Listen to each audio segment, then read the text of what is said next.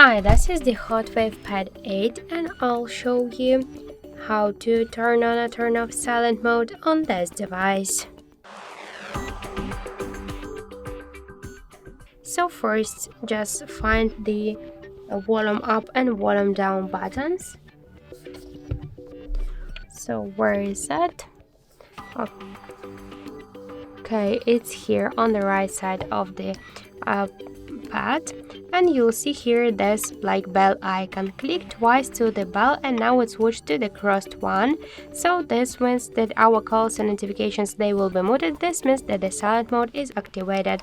If you wanna turn it off, just click the crossed bell, it's switched to the regular one, and now our calls and notifications, they will ring. So this means that the silent mode enabled successfully.